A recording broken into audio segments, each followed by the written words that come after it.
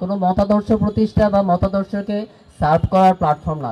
ফলে আমি মনে করি যে এখানে জিএস এজিএস এর যদি দুটি মতাদর্শিক ভিন্নতার মানুষ এক প্ল্যাটফর্মে আসে, সেক্ষেত্রে এজিএস হিসেবে জিএসকে অসহায়তা করার কোনো কারণ নেই। তাছাড়া গঠনতান্ত্রিক নিয়ম অনুযায়ী আমি এজিএস হিসেবে জিএসকে শিক্ষার্থী বান্ধব কর্মকাণ্ডে যেই ধরনের নিয়ম আছে নিয়ম অনুযায়ী তাকে সহায়তা করতে আমি বাধ্য। আর দ্বিতীয় যে বিষয়টা হচ্ছে যে বাজেটের যে বিষয়টা, হলের অবকাঠামো উন্নয়ন, গবেষণা বাজেট বৃদ্ধি এবং সেক্ষেত্রে প্রেশার গ্রুপ হিসেবে কিভাবে কাজ করব। একটা যেই বড় বিষয়টা আমরা হচ্ছে যে রাজনৈতিক পরিসরে সবসময় মিস করে যাই, সেটা হচ্ছে যে আমরা সবসময় ব্যক্তি হিসেবে রাজনীতিতে নিজেকে প্রতিষ্ঠিত করতে চাই। ফলে সেই জায়গা থেকে ফুটেজের পলিটিক্সটাকে হচ্ছে যে আমরা অনেক বেশি প্রেজেন্ট করি। এক্ষেত্রে যেটা হয় যে রিয়েল যেই পলিটিক্সটা, যেটা হচ্ছে যে প্রথম আপনার কাজ হচ্ছে রিয়েল পলিটিক্সটা করতে হলে জনমত তৈরি করা, জনমতের ভিত্তি তৈরি করা। জনমত যখন তৈরি হবে তখন সেই জনমত জনদাবিতে রূপান্তরিত হবে। ফলে এই জায়গা থেকে আমি যেটা মনে করি, আমাদের বাজেটের যেই সংকটটা, সেটা নিয়ে আমাদের বৃহত্তর পরিসরে ক্যাম্পাসের সকল শিক্ষার্থী প্রতিনিধিদেরকে নিয়ে বাজেটের ইস্যুতে থার্ড ওয়ার্ল্ড কান্ট্রিতে বাজেট এবং শিক্ষা পদ্ধতির মধ্যে যে ধরনের সমন্বয়, সেগুলোর তুলনামূলক বর্জনা করা দরকার।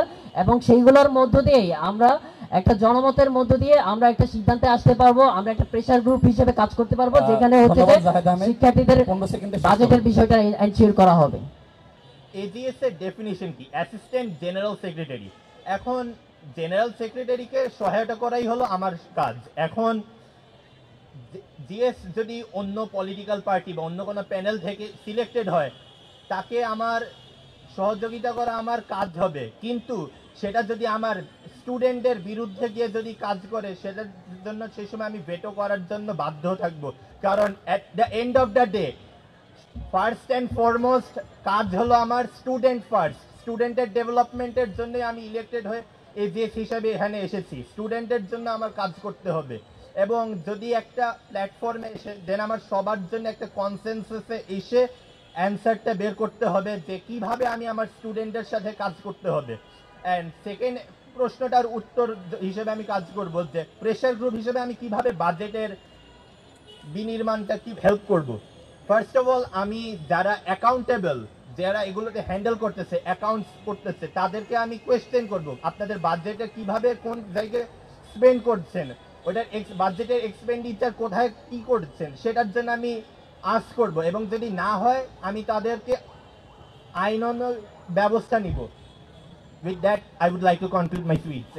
আচ্ছা, এখানে দুটা প্রশ্ন করা হচ্ছে। একটা হচ্ছে জিএস এর সাথে জিএস যদি ভিন্ন মতের হয় তাহলে কিভাবে কাজ করব। দেখেন, আমাদের মোশন ছিল যে beyond politics, beyond fear, DUCSU for a brighter frontier. অর্থাৎ আমরা ক্যাম্পাসকে মানে সকল ধরনের অপরাজনীতি এবং ভয়ের ঊর্ধ্বে উঠে উজ্জ্বল ভবিষ্যতের ডাকসু। আমাদের যখন টার্গেট থাকবে স্টুডেন্ট, টার্গেট থাকবে ক্যাম্পাস, তাহলে আমার মনে হয় আমাদের দায়িত্বের জায়গাকে আমি পাশ কাটিয়ে ব্যক্তিগত মতাদর্শকে প্রাধান্য দিব না। সবার টার্গেট থাকবে স্টুডেন্টদের কল্যাণের স্বার্থে পলিসি গ্রহণ করা। তো সেই জায়গায় মতাদর্শ এখানে কোনো ধরনের ফ্যাক্ট হবে না। 2 নম্বর হচ্ছে প্রশাসন যদি, ক্যাম্পাস প্রশাসন যদি ভিন্ন ধরনের মানে ডাকসুর যারা নির্বাচিত প্রতিনিধি তাদের কথাকে প্রাধান্য না দেয়, তখন কি করব। দেখেন, এখানে হচ্ছে অলরেডি ডাকসুর যারা প্রতিনিধি এদের একটা অংশ সিনেটের মেম্বার থাকে। এরপর হচ্ছে ডাকসুর কাজে হচ্ছে প্রেশার গ্রুপ হিসেবে চাপ প্রয়োগ করা এবং হচ্ছে শিক্ষার্থীদের স্বার্থকে প্রাধান্য দিয়ে কীভাবে তাদের অধিকার আদায় করা যায় সেজন্য কাজ করবে। এখন যদি আমি আমার স্টুডেন্টদের স্বার্থকে প্রাধান্য রেখে কাজ করার ক্ষেত্রে যদি প্রশাসন আমাকে সাপোর্ট না দেয়, তখন আমি যদি আমার যে ফোরাম আছে ফোরামকে নিয়ে যদি কার্যকর পদক্ষেপ গ্রহণ করতে না পারি, তাহলে আমি যাদের এজিএস, আমি যাদের প্রতিনিধি হিসেবে এখানে নির্বাচিত হয়েছি, তারা তো আমার সাথে আছে। আর যদি তারা সাথে থাকে, তখন ক্যাম্পাস প্রশাসন কোনো ধরনের সিদ্ধান্ত গ্রহণ করবে এমন তাদের সেই অথরিটি কিংবা তাদের সাহিত্য এফোর্ট তৈরি হয় নাই যে তারা শিক্ষার্থীদের স্বার্থকে মানে কোনো ধরনের পাশ কাটিয়ে যাবে। তো আমার মনে হয় এখানে আমরা সকল শিক্ষার্থীকে সাথে নিয়ে বাস্তবায়ন করতে পারবো। ধন্যবাদ আলাউদ্দিন আপনাকে। আমি আমার প্রথম প্রশ্নের উত্তরটা দিতে চাই। জিএস যদি আমার এগেনস্টে যায় বা আমার মতাদর্শের বিরুদ্ধে যায়, সেক্ষেত্রে আমি কি করব।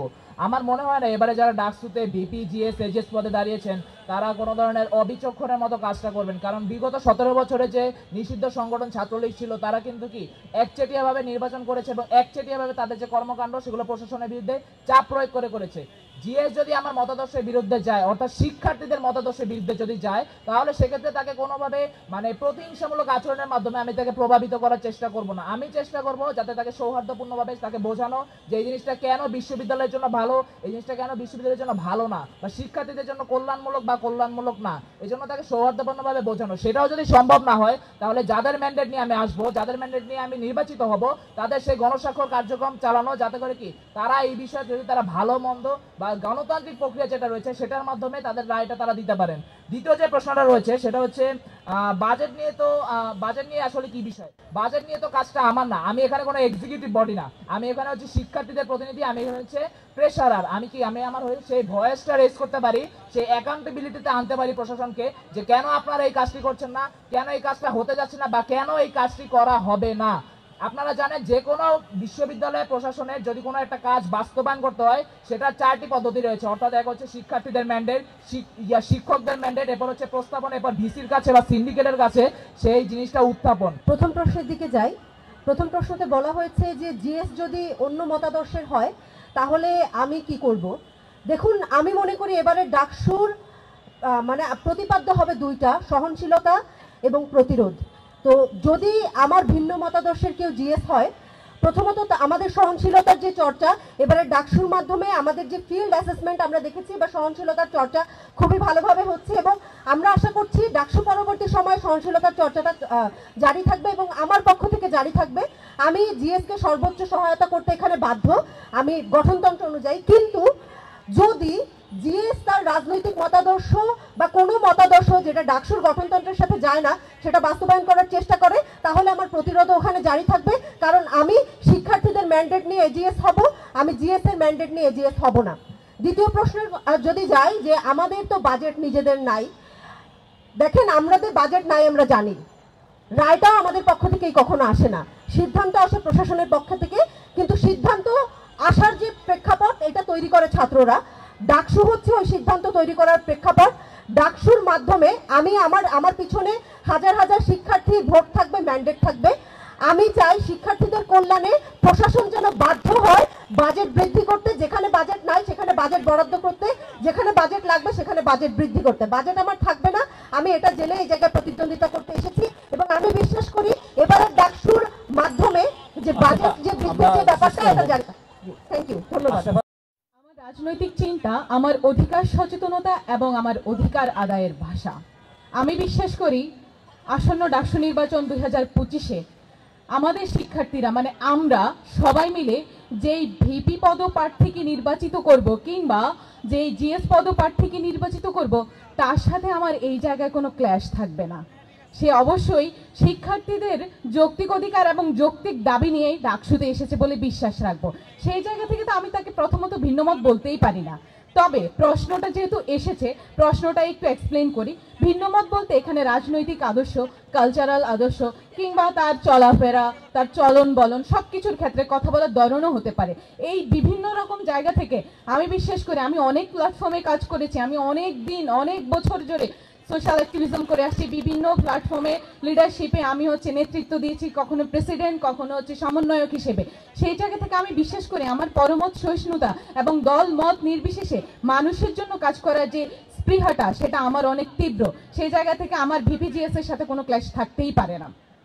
দ্বিতীয়ত, আমি কিন্তু নির্দলীয় পদপ্রার্থী। দ্বিতীয় প্রশ্ন ছিল হলের উন্নয়ন গবেষণার যে বাজেট নির্ধারণের ক্ষেত্রে আমার ভূমিকা কি এবং আমি এই হিসেবে প্রেশার গ্রুপ হিসেবে বা কি কাজ করতে পারি। আমি আমার দুটো ইশতেহার একটু পড়ে শোনাচ্ছি। একটা ইশতেহার, দেশি বিদেশি বিশ্ববিদ্যালয়গুলোর সাথে সমন্বয়ের মাধ্যমে নতুন গবেষণার ক্ষেত্র তৈরির জন্য চেষ্টা করা এবং গবেষণার অনুদান ও বিনিয়োগের স্থায়ী উৎস হিসেবে তৈরি করা। এই ক্ষেত্রে আমি প্রেশার গ্রুপ হিসেবে বেশি কাজ করবো, আমার পরিকল্পনা রয়েছে। গণতন্ত্রের সৌন্দর্য হচ্ছে যে আমরা কন্টিনিউয়াস ডায়ালগের মাধ্যমে কনফ্লিক্ট থেকে একটা রেজলিউশনের পথে যেতে পারি। তো আমি আমার প্রারম্ভিক বক্তব্যে যেটা বলছি যে আমাদের এখানে বৈচিত্র্য থাকবে, কিন্তু এই বৈচিত্র্যের মাঝে আমাদের এক হওয়ার জায়গা আছে। আমাদের সেই এক হওয়ার জায়গাটা হচ্ছে বিশ্ববিদ্যালয়ের মান উন্নয়ন, এবং আমি মনে করি এই একটা জায়গায় আমি আমার শুধুমাত্র ভিপিজিএসকে না, এখানে যারা আছেন এত সুন্দর সুন্দর চিন্তাগুলো নিয়ে আসছেন যে এজিএসরা, আমি চাই তাদের চিন্তাগুলোও যেন যেই জিতে আসুক সেগুলো যেন প্রতিফলিত হয় সেই কাজের মাধ্যমে। আর এইবার যদি দ্বিতীয় প্রশ্নটার উত্তর দেই যে কিভাবে হচ্ছে আমি একটা প্রেশার গ্রুপ হিসেবে সেখানে এক্সিস্ট করব, তো আমার চিন্তাটা হচ্ছে যে জনমত গঠন করা। দেখেন আমাদের বিশ্ববিদ্যালয়টা এতদিন একটা অলিগার্কি দ্বারা আসলে নিয়ন্ত্রিত হচ্ছিল। বিশ্ববিদ্যালয়ের যে নীতি নির্ধারণগুলো বিশ্ববিদ্যালয় কয়েকটা শিক্ষার্থীদেরকে নিয়ে করতো, এখানে আসলে অন্য শিক্ষার্থীদের ওই অর্থে বলতে গেলে কোনো রকম অংশগ্রহণই ছিল না। আমি এইটুকু নিশ্চিত করতে চাই যেন এখানে অন্তত প্রতিটা শিক্ষার্থীর একটা অপিনিয়ন থাকে এবং সেটা যেন সার্ভে আকারে আমি ডাটা প্রকাশ করতে পারি, যেন আমার যে ক্লেমটা যে আমি এই খাতে বাজেট চাই সেটার এগেইনস্ট জন্য একটা স্ট্রং এভিডেন্স হিসেবে থাকে ওই ডাটাটা, যে this needs to B addressed. এবং এই জায়গা থেকে আমি পরবর্তীতে সেই জনমতকে ঘিরে আমি হচ্ছে লিটারেচার তৈরি করতে চাই, যাতে সবার মাঝে ওই বোর্ডটা তৈরি হয় যে কেন এই খাতে আসলে বাজেট প্রয়োজন, এবং এইভাবে আমি আসলে একটা নিয়মতান্ত্রিক প্রক্রিয়ার ভিতর দিয়ে গিয়েই আসলে হচ্ছে সেই বাজেটটা ইনশিওর করতে চাই। ধন্যবাদ।